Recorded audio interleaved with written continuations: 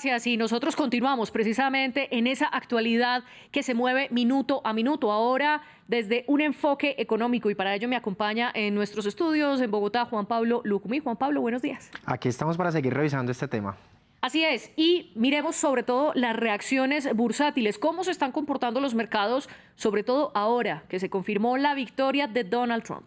Pues precisamente sigamos hablando de Europa, ya con ese enfoque que veníamos dándolo con el invitado, lo van a ver en pantalla, con el comportamiento sobre todo de Reino Unido, siendo uno de los que más ganaba a esta hora, por encima del 1%. Hay que decirlo que la mayoría de ellos está por encima de ese 1%. Vemos a Londres con ese 1,3% y a París con el 1,8%, entre esas porque las reacciones también del primer ministro de Reino Unido ha sido frases o palabras claves, entre ellas la libertad, la democracia y las empresas. Recordemos que Rishi Sunak en su momento decía que quería volver a Reino Unido el Silicon Valley de Europa, y también precisamente lo mencionaba Keir Starmer, decía que debería haber crecimiento en seguridad, innovación y en tecnología. Pasemos a revisar ahora a Trump Media and Technology Group, esta empresa pues de Trump, que lo decíamos en su momento, que es una empresa que se mueve mientras suceden cosas con el magnate y gana más del 30% en el premercado de Estados Unidos. El cierre del día de ayer era en el negativo 1,6%,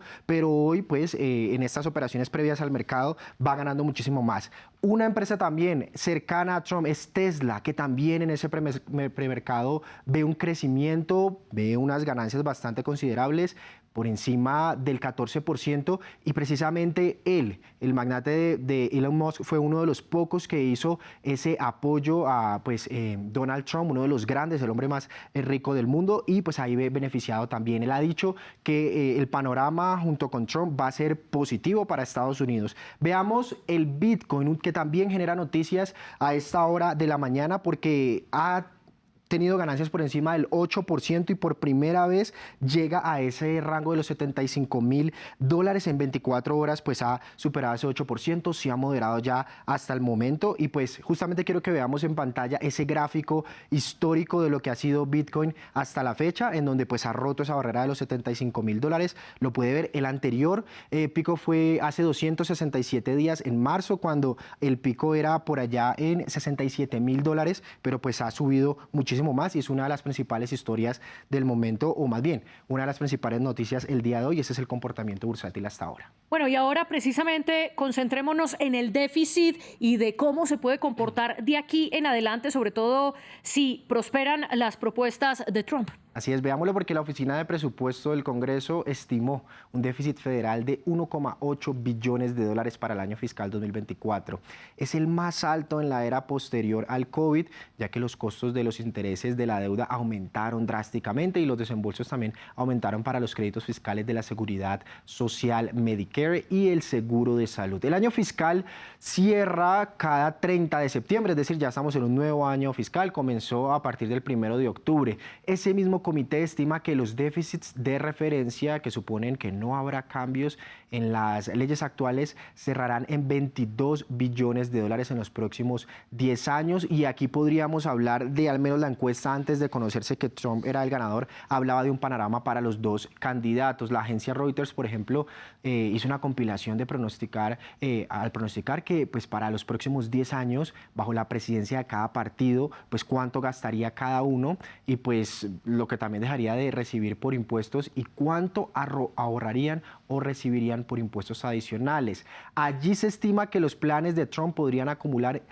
7,5 billones billones de dólares en déficit en 10 años, más del doble de los 3,5 billones de dólares de las propuestas de Harris, que entre otras cosas es por ese gasto obligatorio que debe hacerse, por más de que Donald Trump quiera o proponga menos gasto social que las propuestas de Kamala Harris en su momento, pues evidentemente hay un gasto que es obligatorio que debe hacer.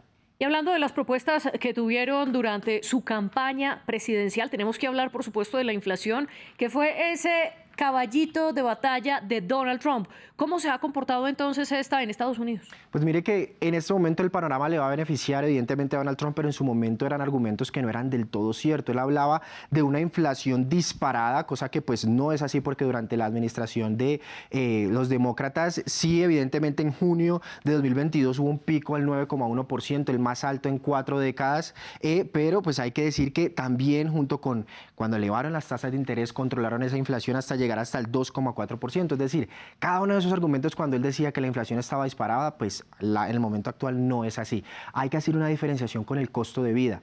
Los precios siguen subiendo, pero a un ritmo menor.